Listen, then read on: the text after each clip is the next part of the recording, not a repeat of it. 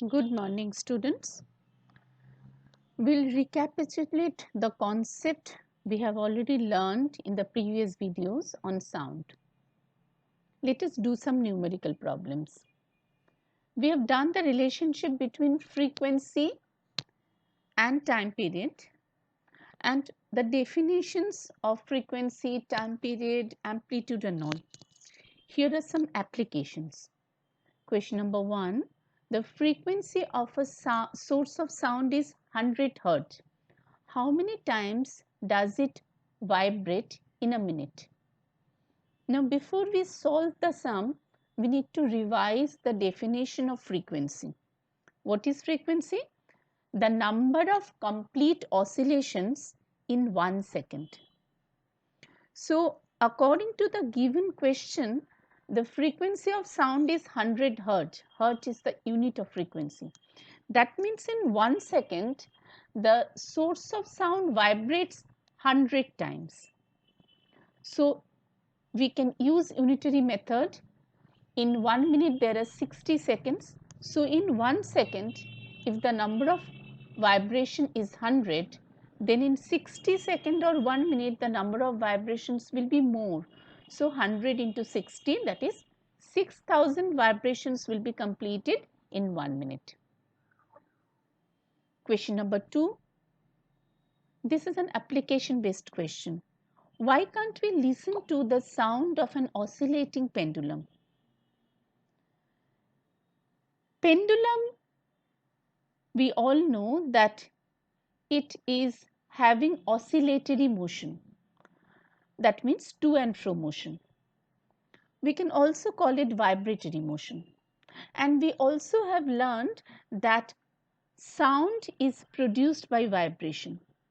So, pendulum should also produce a kind of sound, and it does, but we cannot listen to it because we know that pendulum oscillates less than 20 times in a second, and the source of sound which are oscillating only 20 times per second to 20,000 times per second, they are audible to us. Us means audible to human being.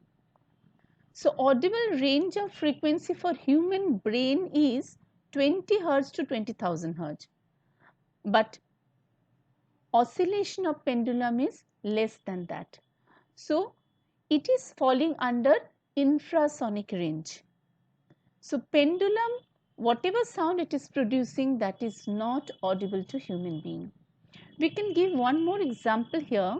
When we wave our hand, that is having a to and fro motion, oscillatory motion. But in that case also, we cannot listen to any sound because that is also falling under infrasonic range. That means the oscillation is having frequency less than 20 Hz. We are moving to question number 3. The pulse rate of a man is 60 beats in a minute. Calculate its frequency and also calculate its time period. Now, in 1 minute, there are 60 seconds. So, in 60 seconds, the person has pulse rate 80 times. So, number of beats per second will be less. So, 80 divided by 60, that means 1.3. So, the frequency is 1.3 Hz. And we know the relationship between time period and frequency. Time period capital T is the reciprocal to the frequency. So, capital T is equal to 1 by F, that is 1 by 1.3, that is equal to 0.77 second. Always convert the final answer into decimal up to 2 places and be careful about the unit. Unit of frequency is Hertz and unit of time period is second. Question number 4. Why is sound wave called a longitudinal wave? We have learned that there are 2 types of wave, transverse wave and longitudinal wave. And sound wave falls under the category of longitudinal wave. But why? Because sound wave when it is propagating, the particles of the medium vibrate in the direction of the propagation of wave. That is why it is known as longitudinal wave. Question number 5. What do you understand by the term echo? Explain why can echoes not be heard in your classroom but can be heard in a big hall. The sound heard after reflection from a rigid obstacle is called an echo. For hearing echo, there should be at least a distance of 17 meters between the source of sound and the body from which the sound is reflected. In small classrooms, this is not the case, hence echoes are not heard. Question number 6. Two sound waves A and B are shown in the figure. Identify the sound wave having high frequency and low frequency. We can see that sound wave B has higher frequency, as it repeats itself after smaller intervals of time, and sound wave A has low frequency as it repeats itself after long intervals of time. Question number 7. Two sound waves A and B are shown in figure. Identify the sound wave having number 1 small amplitude, number 2 large amplitude. Amplitude means the displacement of the wave from its mean position. So in the graph, we have to see the height of the graph. More is the height, more will be displacement, more will be the amplitude. So from the figure, we can easily understand that sound wave A has large amplitude and sound wave B has smaller amplitude. Question number 8. A sound wave traveling in a medium is represented as shown in figure. Number 1. Which letter represents the amplitude of the sound wave? Here letter P represents the amplitude, which is showing the displacement from the mean position, that means the horizontal line. And second question, which letter represents the wavelength of the sound wave? Wavelength means the length of a complete wave, or it can be also defined as the distance between two consecutive crests. Here it is shown by the letter capital Q. So the last two slides, you can understand we have to understand the meaning of the graphs given. So you have to identify the nature of graph and whether it is a high pitch wave or a low pitch wave, or the amplitude is more or not. All these you have to identify, and from that you have to draw inference about the loudness and pitch or shrillness of the sound wave. If the amplitude is more, loudness will be more. If the frequency is more, pitch or shrillness will be more.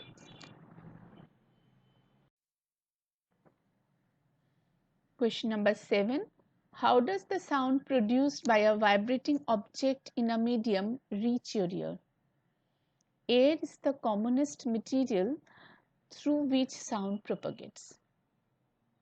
When vibrating objects like prongs of a tuning fork move forward, they push the molecules of the air in front of them. In turn, it compresses the air, thus creating a region of high pressure and high density, which is known as compression. This compression in the air travels forward. When the prongs of the tuning fork move backward, they create a region of low pressure in the air, commonly called rarefaction. This region has low pressure and low density and more volume. As the tuning fork continues to vibrate, the regions of compression in the air alternate with the regions of rarefaction. These regions alternate at the same place. The energy of vibrating tuning fork travels outward. This energy, which reaches the ears, makes the eardrums to vibrate, and thus we hear sound. Question number 8, part A. Draw the sound waves for a low-pitched and high-pitched sound. The diagram is given. Low pitch means the frequency will be less and high pitch will be frequency will be more.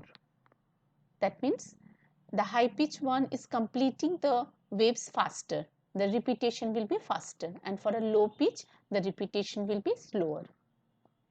Now if I ask you that out of these two, which one will represent the sound of a bird, the chirping of bird, and which one will represent roaring of lion, what will be your answer?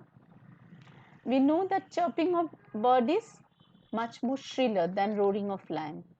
So shriller means more pitch means more frequency. So the second one will be the sound of a bird. Similarly, if I ask you that which one of these represents the sound of an adult human being and which one represents the sound of a child? We all know that sound of a child is much more shriller, sharp sound than the voice of an adult. So the first graph has less frequency, less pitch, less sharpness. So the first one is representing the voice of an adult. One more segregation we can have between the sound voice produced by an adult man and an adult woman. Whose voice is more shrill? A woman has shriller voice than a man. So it has more frequency, more shrillness. So second graph represents the voice of a woman. The first one represents the voice of a man. This is how we can relate these graphs to our daily life. Part B, write one use of ultrasonography. Ultrasonography is used for examination of the fetus during the pregnancy to detect congenital defects or growth abnormalities. Okay, so this is one use in the medicine industry of ultrasonography. Which wave property determines the pitch? We have already discussed. Pitch is determined by the frequency of wave. Question number 9. Sound travels through a medium. It cannot travel in a vacuum. Justify your statement. Sound propagates by causing the particles in the medium to vibrate. A vibrating source transfers the vibrations to the surrounding medium, which can be solid, liquid, or gaseous. The resulting vibrations create varying pressure regions by compressing or decompressing the particles in the medium. And through this process of compression and rarefaction, which is also known as decompression, sound waves propagate through the medium. During the propagation of sound, the particles in the medium receive this vibration and transfer them to the surrounding particles, allowing the sound to travel. So without this material medium, this compression and rarefaction is not possible, and that is why sound cannot travel without a material medium. It is impossible to travel through vacuum. And we have already done one activity in the first video, that is the bell jar and bell activity, where we have seen that whenever the air was sucked out from the bell jar, sound was not being heard in spite of that hammering of the gong. So sound was not traveling to us because there were vacuum inside. So sound cannot travel through vacuum. Now the last question, question number 10. A pendulum oscillates 50 times in 6 seconds. Find its time period and frequency. Frequency means number of oscillations in 1 second. In 6 seconds, pendulum makes 50 oscillations. So in 1 second, pendulum makes 50 by 6 oscillation, that means 25 by 3 oscillations. And the time period will be 1 by f, that means reciprocal to frequency, so it will be 3 by 25 seconds. you can convert it to decimal.